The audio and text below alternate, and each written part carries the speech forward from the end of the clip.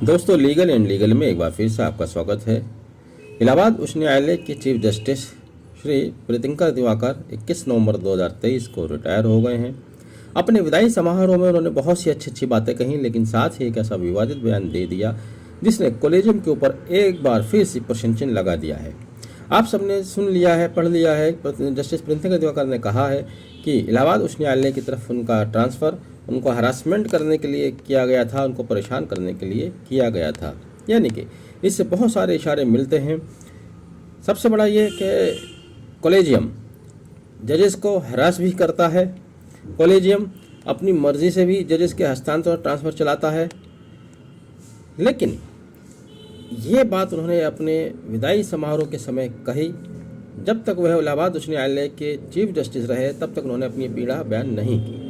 जबकि आप chief justice थे, आप ताकतवर थे, आप अपनी बात कह सकते थे, आप अपना जो भी पक्ष था रख सकते थे और रखना भी चाहिए था। लेकिन कम से कम अवकाश प्राप्त करने पर या रिटायरमेंट होने पर आपको इस तरह की बातें नहीं करनी चाहिए थी।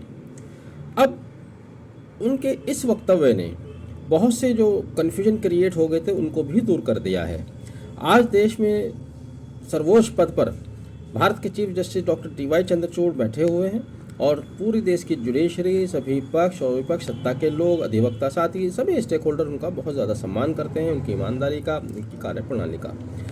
लेकिन पिछले महीने अक्टूबर में देखने में ये आया कि अगर उनका सम्मान नहीं किया गया तो वह उन्हीं की जजशिप के द्वारा नहीं किया गया, इलाहाबाद उच्च न्यायालय द्वारा नहीं किया गया। दरअसल 6 अक्टूबर 2023 में सुप्रीम कोर्ट के chief justice doctor DY Chandrachud ने बहुत ही सख्त बयान दिया था तमाम भारत के उच्च न्यायालयों को लेकर। उन्होंने कहा था कि उच्च न्यायालयों में ऑनलाइन हियरिंग, वर्चुअल हियरिंग की फैसिलिटी होनी चाहिए। बोलते बोलते उन्होंने इलाहाबाद उच्च न्यायालय को यहाँ तक कह दिया था कि आप कंप्लीट ऑफेंडर हैं, आपने ऑनलाइन हियरिंग की व्यवस्था को तहस नहस कर दिया है। साथ ही DY चंद्रचूड़ ने पूरे भारत के सभी उच्च न्यायालयों को 2 सप्ताह का समय दिया था कि वह 2 सप्ताह के भीतर अपने यहाँ वर्चुअल हियरिंग शुरू करें और जो भी वर्चुअल हियरिंग के थ्रू आना चाहता है उसको अवसर प्रदान करें। उन्होंने यह भी हवाला दिया कि केंद्र सरकार इसके लिए 17,000 करोड़ रुपया खर्च कर चुकी है और बहुत सारी बातें कही थी। उसके बाद उसका रिएक्शन ये हुआ कि 28 अक्टूबर 2023 को इलाहाबाद उच्च न्यायालय से एक संदेश आता है जिसमें कहा गया था कि प्रदेश के सभी ज़िलों में ऑनलाइन हियरिंग के लिए ई-फाइलिंग सेंटर खोले जाएंगे और वह ई-लाइन काउंटर 1 नवंबर से प्रभावी हो जाएंगे। लेकिन 1 नवंबर से ठीक एक दिन पहले 31 अक्टूबर को इलाहाबाद उच्च न्यायालय अपने ही इस आदेश को वापस ले लेता है बिना chief justice doctor DY Chandrachud के उस आदेश की परवाह किए जिसमें उन्होंने इलाहाबाद उच्च न्यायालय को कंप्लीट ऑफेंडर भी कह दिया था। तब यह प्रश्न लोगों के जहन में आ रहा था कि इलाहाबाद उच्च न्यायालय के चीफ जस्टिस इतने इस तरह के निर्णय कैसे ले सकते हैं चीफ जस्टिस के विरुद्ध जाकर। तो आज जो वो बात कह रहे हैं कॉलेजियम को लेकर, यानी कि उनके जहन में पहले से कोई नाराज़गी थी, पहले से कुछ लिए बैठे थे जिसकी भड़ास उन्होंने वहाँ भी निकाली और कल अपने विदाई समारोह में भी निकाली। हालांकि जस्टिस प्रीतिंकर दिवाकर का एक लंबा अनुभव रहा जजशिप का भी। 1985 से उन्होंने सफ़र शुरू किया दुर्गावती विश्वविद्यालय से, जहाँ से उन्होंने वकालत की डिग्री हासिल की। उसके बाद 1984-85 में वकालत में आए।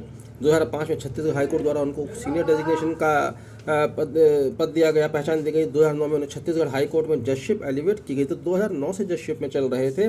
2018 में उनका ट्रांसफ़र हुआ, तो 9 साल वहाँ छत्तीसगढ़ में रह चुके थे। ट्रांसफ़र होते हैं 2018 में इलाहाबाद उच्च न्यायालय उनको स्थानांतरित किया गया। 13 फरवरी 2023 को कार्यवाहक चीफ जस्टिस बनाया गया और 26 मार्च 2023 को उनको चीफ जस्टिस पद की शपथ दिलाई गई। लेकिन जिस तरह की बातें कल ये हुई हैं कॉलेजियम को लेकर, उसने एक बार फिर से कॉलेजियम को सवालों के घेरे में लाकर खड़ा कर दिया है।